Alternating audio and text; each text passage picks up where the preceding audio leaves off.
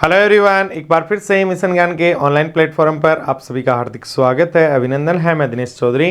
पिछली जो क्लास थी उसमें अपन ने पशुधन प्रसार शिक्षा के बारे में चर्चा कर ली थी, कौन कौन से उसमें साधन यूज किए जाते हैं और कौन कौन सी सामग्रियों का यूज किया जाता है तथा ज्यादा से ज्यादा कैसे अपन पशुपालकों के सामने अपनी जो जानकारियां नवीन तकनीकें हैं पशुपालन से संबंधित वो पहुंचा सकते हैं। तो इसके बारे में अपन ने कंप्लीट चर्चा कर ली थी। आज की जो क्लास है, आज की क्लास में अपन राजस्थान में जो पशुधन का आर्थिक महत्व है उसकी बात अपन करेंगे कि राजस्थान में जो पशुधन का अर्थव्यवस्था में कितना महत्व है, आर्थिक इसका क्या महत्व है और इसकी जो हड्डियां हैं और इसके जो चमड़ा है उसका अपन क्या क्या उपयोग कर सकते हैं। तो जो भी अपने साथी हैं उन सभी साथियों को आप शेयर कर दीजिएगा ताकि वो सारे साथी भी जुड़ सके और क्लास का आनंद ले सके। तो चलिएगा, आज अपन स्टार्ट करते हैं राजस्थान की अर्थव्यवस्था में पशुधन का महत्व। देखिए, सबसे पहले अपन बात करते हैं राज्य में कुल आर्थिकी में पशुपालन, मतलब टोटल जो राजस्व अपन को प्राप्त हो रहा है उस राजस्व में पशुपालन एवं पशु उत्पादन प्रसंस्करण से लगभग 9 से 10% राजस्व की प्राप्ति होती है। कहने का मतलब टोटल जो राजस्थान में अपन को आय प्राप्त होती है उसमें से 9 से 10% जो आय है वो अपन को पशुपालन से अर्थात पशुओं से या पशुओं से प्राप्त जो उत्पाद है उनसे प्राप्त होती है, ये अपन कह सकते हैं।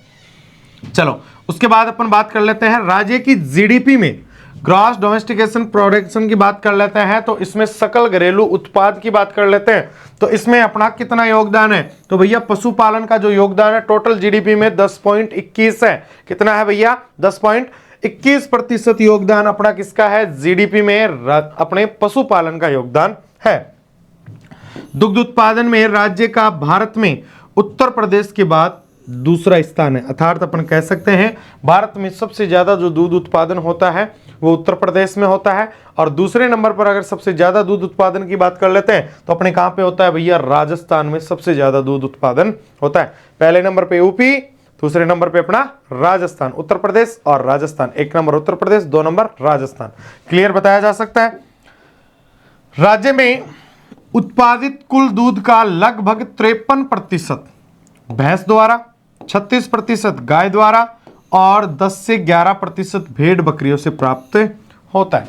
कहने का मतलब सबसे ज्यादा जो दूध उत्पादन होता है वो भैंस के द्वारा होता है, उसके बाद गाय के द्वारा और उसके बाद भेड़ बकरी के द्वारा। गाय के द्वारा 53%, भैंस के द्वारा 36% और भेड़ बकरियों के द्वारा 10 से 11% दूध का अपने राजस्थान में उत्पादन होता है। क्लियर बताया जा सकता है।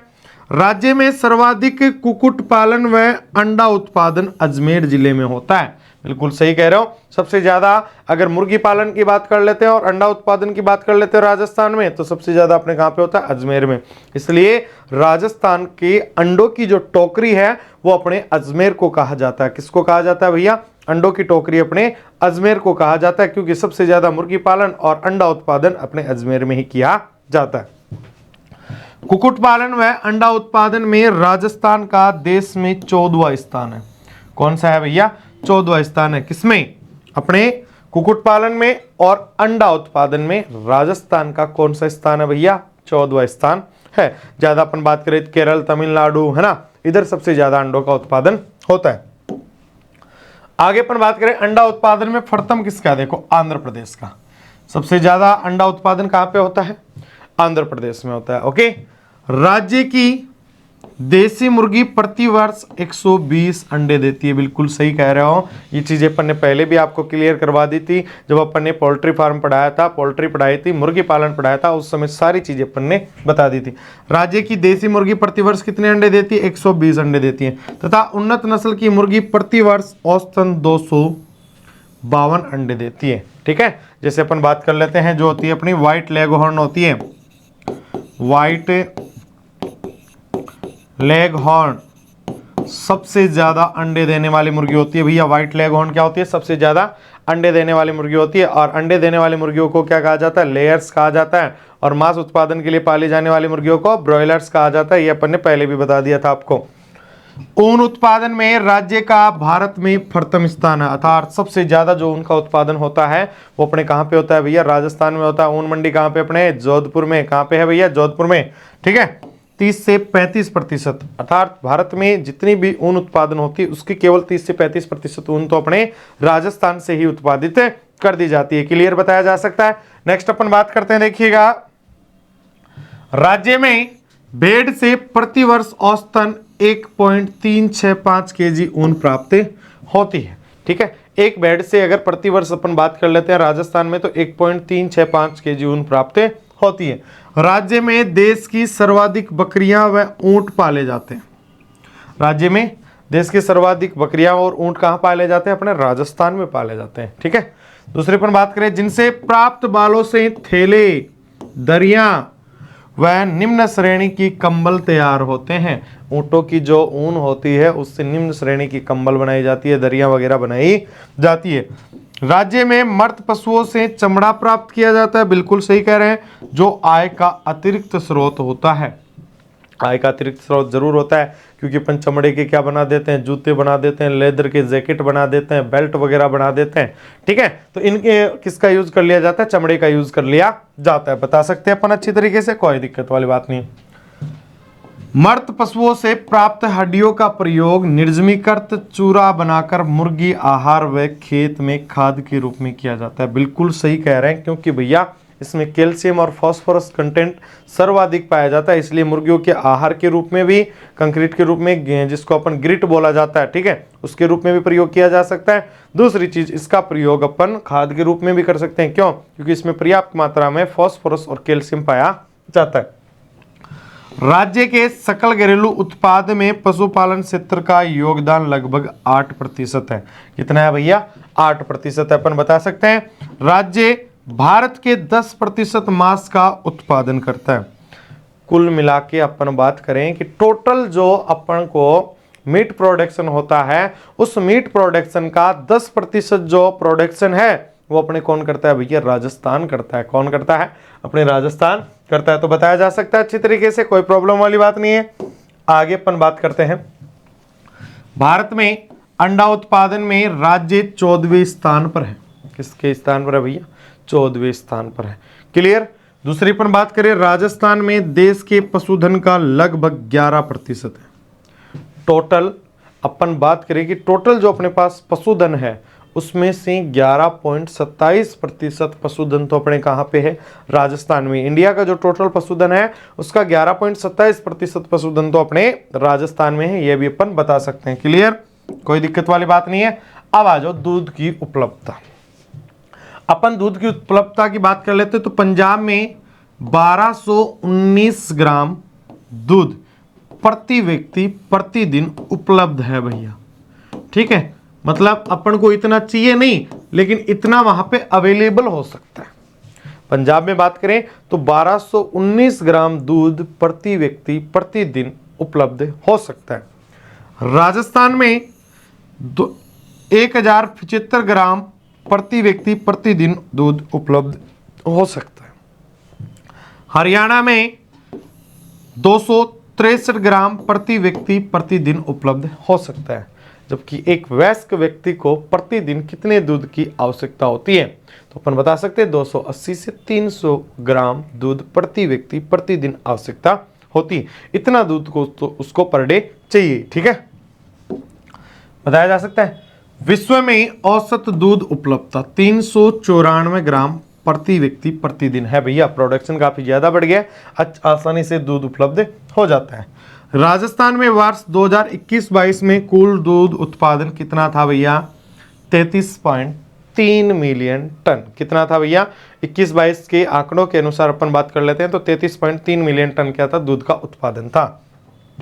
राजस्थान में वर्ष 2021-22 में कुल अंडा उत्पादन कितने थे भैया? 34,000 यूनिट प्रति वर्ष। कितने थे? 34,000 यूनिट प्रति वर्ष अपन को क्या प्राप्त हो रहे थे भैया? अंडे प्राप्त हो रहे थे। मिलियन मान लीजिएगा, यूनिट मान लीजिएगा, अंडे अपन को प्राप्त हो रहे थे। राजस्थान में वर्ष 2021-22 में मांस उत्पादन कितना था भैया? 88.230 मिलियन टन। सॉरी, टन अपन को क्या हुआ था? मांस उत्पादन हुआ था। क्लियर? बताया जा सकता है। राजस्थान में वर्ष 2021-22 में ऊन उत्पादन, कितनी ऊन अपन को 21-22 में प्राप्त हुई थी? तो 15,207 केजी ऊन अपन को 21-22 के अनुसार प्राप्त हुई है। क्लियर?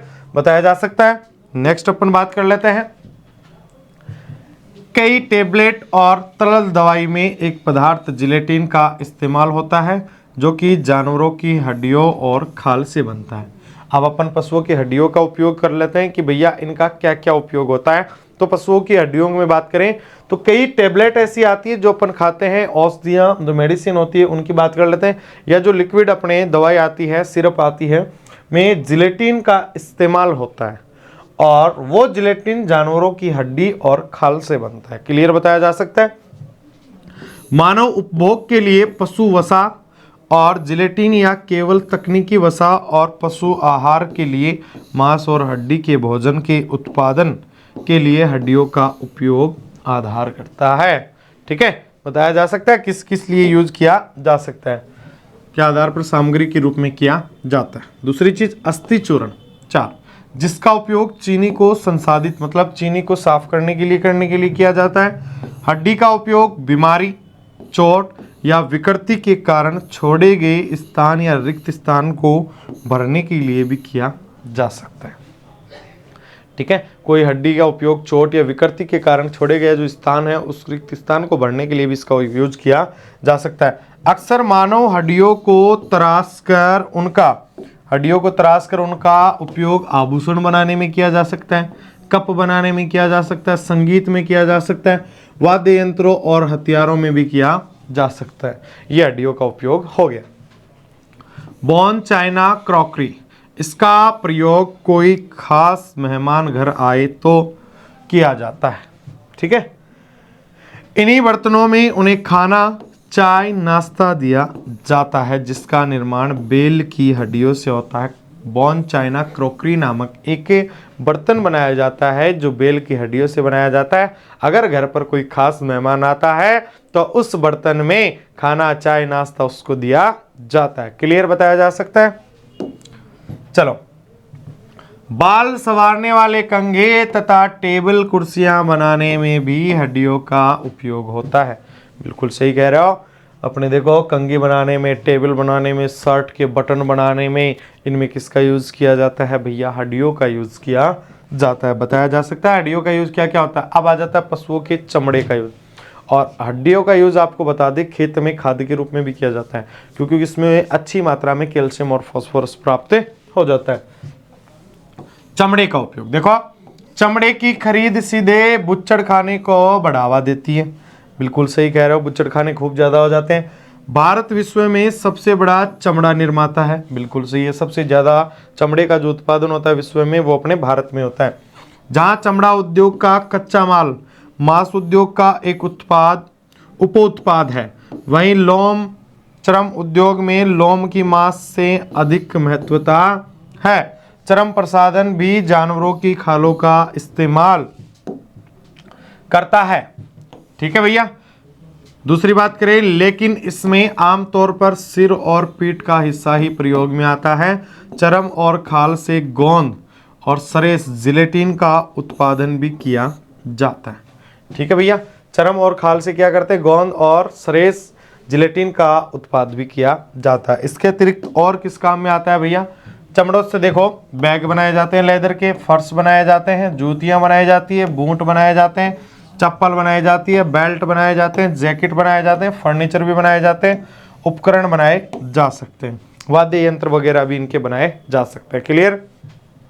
चमड़ा खेल का अभिन्न अंग है, लेकिन क्रिकेट की बॉल का एक अत्यावश्यक तत्व है। क्लियर? लेदर बॉल आती है ना, उसका एक आवश्यक तत्व भी है।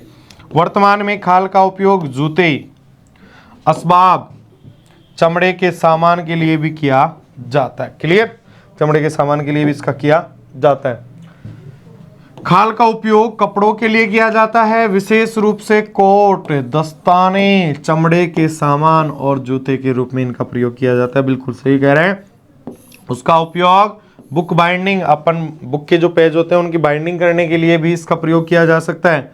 कई पारंपरिक ड्रम, विशेष रूप से पांडेयरो जैसे हाथ ड्रम, प्राकृतिक खाल का उपयोग किया जाता है करके बनाए जाते हैं। चमड़ा जानवरों की त्वचा से बनाया जाता है। एक बार जब किसी जानवर की त्वचा को हटा दी जाती है तो इसे टैनिंग नामक प्रक्रिया के माध्यम से संरक्षित किया जाता है। बिल्कुल सही कह रहे हैं। यद्यपि चमड़ा का अधिकांश हिस्सा गायों से बचाया जाता है। कहने का मतलब सबसे ज़्यादा जो चमड़ा अपन को प्राप्त होता है वो गायों की खाल से प्राप्त होता है। इसके बाद सूअर, भेड़ और बकरियों के साथ साथ विदेशी जानवरों सहित कई अन्य जानवरों की खाल का उपयोग भी किया जाता है। चमड़े को मांस और डेयरी उद्योगों का सह उत्पाद कहा जाता है। कहने का मतलब चमड़े को क्या कहा जाता है? डेयरी उद्योग और मांस जो उद्योग है उनका सह उत्पाद कहा जाता है। कानपुर लेदर सिटी के नाम से मशहूर है। कानपुर में सबसे ज़्यादा इसका यूज किया जाता है, चमड़ा फैक्ट्रियाँ हैं तो इसको लेदर सिटी के नाम से जाना जाता है। कानपुर में देश की कुछ बेहतरीन और सबसे बड़ी टेनरियो है। टेनरियो मतलब जहाँ चमड़ा उद्योग फैक्ट्रियाँ होती है, ठीक है। चमड़ा निर्माण प्रक्रिया को 3 उप प्रक्रियाओं में विभाजित किया गया है। प्रारंभिक चरण टैनिंग और क्रस्टिंग होता है, ठीक है। चेन्नई भारत का सबसे बड़ा औद्योगिक और वाणिज्यिक केंद्र है, ठीक है, कॉमर्शियल और इंडस्ट्रियल है। भारत के कुल चमड़ा निर्यात का 50% से अधिक योगदान है। भारत का जो टोटल चमड़ा उत्पादन होता है उसका 50% योगदान किसका भैया? चेन्नई का है। Okay. Rahman industries limited Bharat में चमड़े के उत्पादों का सबसे बड़ा आपूर्तिकर्ता है, जो मुख्य रूप से चीन में चमड़े के उत्पादों का निर्यात करता है, ठीक है। रहमान इंडस्ट्रीज लिमिटेड है भारत में चमड़े का सबसे बड़ा उत्पादक है, उत्पादों का सबसे बड़ा आपूर्तिकर्ता है और मुख्य रूप से ये चमड़े के उत्पादों का निर्यात करता है। कहाँ पे? अपने चीन में। क्लियर। एक वर्ष में लगभग 23 अरब वर्ग फुट चमड़े का उत्पादन होता है। एक वर्ष में कितना होता है? 23 अरब वर्ग फुट चमड़े का उत्पादन होता है। चमड़े से मुलायम साज सज्जा और यहाँ तक कि घोड़े के उपकरण जैसे काठी और लगाम बनाए जाते हैं। बिल्कुल सही कह रहे हैं।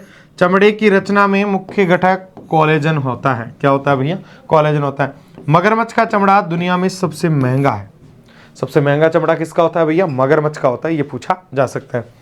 कंगारू का चमड़ा सबसे हल्का व पतला और सबसे मजबूत चमड़ा होता है। सबसे हल्का, महंगा अपन बात कर लेते, पतला और मजबूत जो चमड़ा होता है वो कंगारू का होता है। दुनिया का सबसे महंगा चमड़ा किसका बिकता है भैया? अपने मगरमच्छ का। बताया जा सकता है अच्छी तरीके से। क्लियर। और कोई दिक्कत नहीं है। अपन ने राजस्थान की अर्थव्यवस्था में कितना योगदान है ये अपन ने पढ़ लिया, पशुधन का कितना योगदान है, साथ साथ अपन ने बता दिया कि भैया हड्डियों का प्रयोग क्या किया जा सकता है, चमड़े का प्रयोग क्या किया जा सकता है। तो कल फिर मिलेंगे इसी जोश और जुनून के साथ। लगातार बने रहिएगा मिशन ज्ञान के साथ। कल नए टॉपिक के साथ फिर मिलेंगे। आज के लिए इतना ही काफ़ी। धन्यवाद।